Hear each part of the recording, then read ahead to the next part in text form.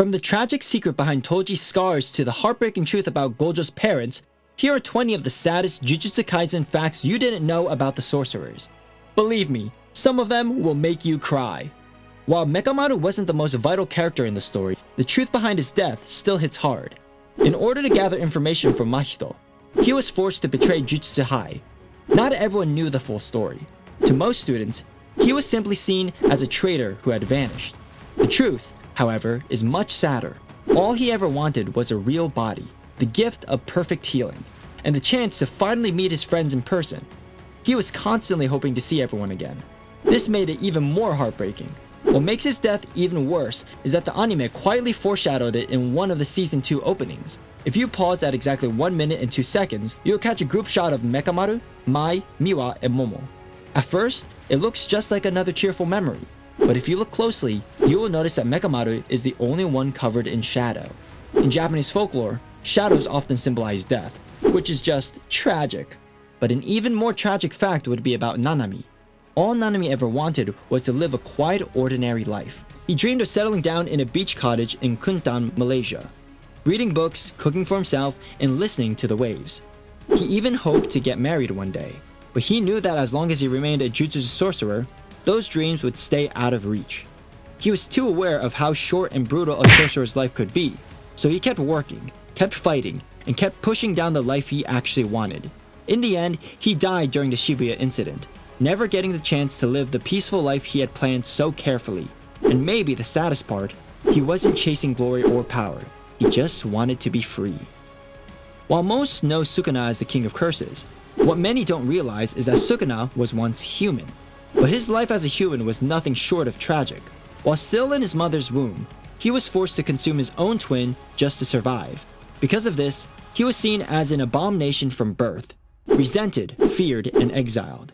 He likely lived a harsh and brutal life, which might explain all the tattoos on his body. In ancient Japan, tattoos like these were often used to mark criminals, people who had committed unspeakable crimes. But that's not the only Sukuna-related secret. In the final chapters of the manga, we see 2 possible paths Sukuna could have taken. One path shows him falling in love and living a peaceful life. The other, with Urame, is a path drenched in blood and marked by solitude. He chose Urame. Why? Because the path didn't require him to change. Urame didn't ask for love, redemption, or softness. They simply stayed. Maybe because they were just like him, discarded, unwanted, and broken in ways the world could never fix. Maybe that's why Sukuna chose this path, because deep down, he saw a reflection of his own tragedy staring back. After Toji was resurrected, he encountered Megumi. In the anime, his eyes returned to normal the moment he saw him. Those were the same eyes Megumi had last seen before Toji's death. Despite Toji's brutal upbringing and violent nature, in his final moments, he showed a rare glimpse of care for Megumi. His second death in the Shibuya arc was especially heartbreaking, with Takehito Koyasu's voice adding a sense of sincerity and affection when Toji asked Megumi for his name. In this moment, we could see that deep down, Toji wanted the best for his son. He was just relieved to see that Megumi had taken the Fushiguro name, not Zenin, indicating that he had avoided the same fate Toji had suffered. This subtle detail, combined with the emotional weight of the scene, made Toji's final moments all the more tragic. Now, this was just the first level of sad facts, and next we're going into even more devastating facts. Starting with the sad secret behind Toji's scars. While it might make him look super manly, there's actually a sad secret behind it. As a child, the Zenin clan threw him into a pit filled with cursed spirits, hoping the monsters would kill him. However, he survived, but not without a permanent reminder, a scar across his mouth. It wasn't just a wound, it was a mark of rejection, a symbol of how his own family saw him as a liability. During the opening of Season 2, if you pause at the right moment, you'll notice Gojo's eyes are puffy, almost like he's been crying. This subtle detail wasn't accidental. It was the animator's way of showing that even after all this time, the death of Geto still haunts him. Killing his only best friend wasn't something he could just move past. And seeing Geto's body used again during the Shibuya arc only made it worse, which was so heartbreaking. But another heartbreaking secret was revealed in the English version of Gojo's flashback arc in the 2nd season of the anime. If you listen closely to most of the scenes where Gojo interacts with Geto, you'll notice that Gojo's voice softens whenever he speaks to Geto. This wasn't accidental. Kaiji Tang, Gojo's English voice actor intentionally adjusted his tone to reflect the deep bond between the two characters. It's a small change, but it speaks volume. Despite everything that happened, despite the pain and betrayal, Gojo still cared. In episode 13 of season 1, there's a very sad detail hidden near the end of the opening. Most fans probably missed it. If you look closely at this scene, you will notice Yuji's eyes are filled with tears. It happened so fast, you probably blink and skip past it. But then you realize why he's crying. It hits differently. This was right after Junpei's death, the first real friend Yuji ever made in Jujutsu High, and he couldn't save him. That moment wasn't just a stylish animation choice. It was a quiet expression of guilt, grief, and the pain of failure. It's heartbreaking, especially knowing how much Yuji blames himself for Junpei's death, which is really sad. Have you cried yet? If not, you might want to grab some tissues because next, we're diving into some truly heartbreaking facts. Behind the scenes of Season 2, Junya Enoki, Yuji's voice actor, broke down in tears while recording episode 17. After Sukuna's rampage, Yuji wakes up to the horror, collapses, vomits, and begs to die. Enoki didn't just voice that moment, he became it. He got on all fours, crying just like Yuji. It wasn't acting, it was real, and that's why it hurt so much. Yeah, he definitely deserves a medal. Next, did you know why Nanami felt like a father figure to Yuji? It's because Yuji reminded him of someone he had lost. That someone was his old classmate, Yu Haibara. Haibara was always optimistic, always smiling, no matter the situation. When Haibara died on a mission, Nanami was devastated and tried to escape the pain by leaving the Jujutsu world. But then he met Yuji. He was a bright and hopeful kid who wanted to help, just like Haibara once did. In Yuji, Nanami saw a chance to protect someone from the same pain he felt. He took him under his wing, passing on Haibara's words, "I'll leave the rest to you." It wasn't just responsibility. It was a way to keep Haibara's spirit alive through Yuji. Megumi is usually calm and distant, but there's one sad detail that shows how much he truly cares. Whenever his Shikigami dies, he cries. To him, these spirits aren't just tools, they're family. In Jujutsu Kaisen, once a Shikigami is destroyed, it's gone forever. And for someone like Megumi, who's lost so much already, that pain cuts deep. Each one carries a part of him, his will, his memories, his growth.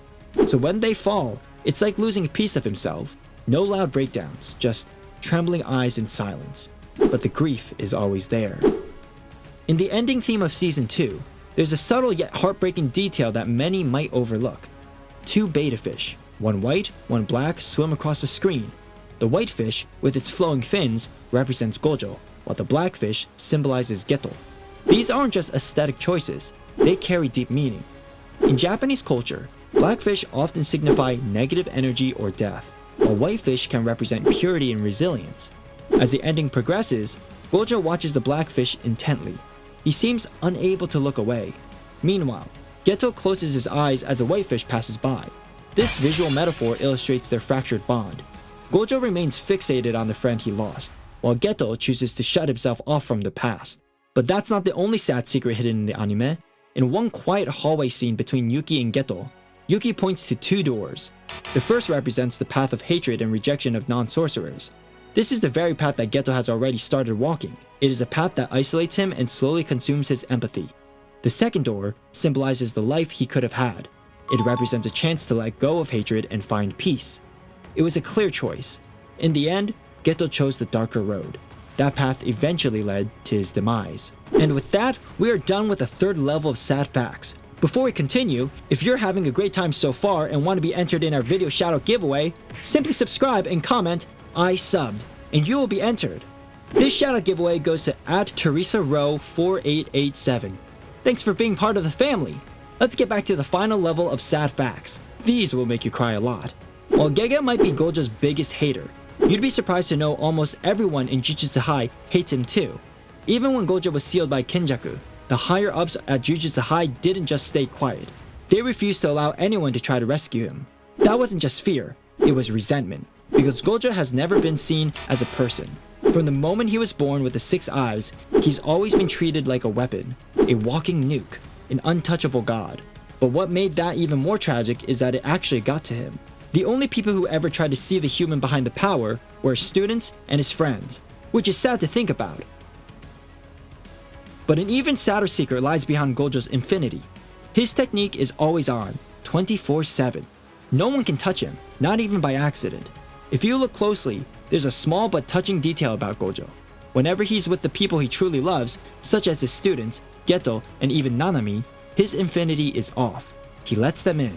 He lets them touch him. That tiny visual detail says it all. While Gojo was invulnerable to the world, he chose to be vulnerable around his friends. He wanted to be touched, because deep down, he wasn't trying to be the strongest. He just wanted to be seen. While Gojo's life was already filled with immense pressure and isolation, much of it started from home. After giving birth to him, Gojo's parents gained status within the clan, not because of who they were, but because of who he was. They weren't strong sorcerers, so they were separated from him early on, stripped of any real role in his life. From then on, Gojo was raised not as a son, but as a weapon. Another sad secret that most fans probably missed: the date Gojo chose to fight Sukuna wasn't just any random day. It was the exact same date Geto died. Another small sad secret behind Gojo and Geto's incredible friendship lies in something most fans wouldn't even notice. The robe Geto wears after becoming a villain is called a Gojo Kesa in Japan. When Gege was asked why Geto chose that particular cloth, he simply said it was because it had Gojo in it. Now those are some heartbreaking facts. If you're looking for more JJK facts, then check out this video, where we talk about the craziest things you didn't know about Gojo. Go on, click it,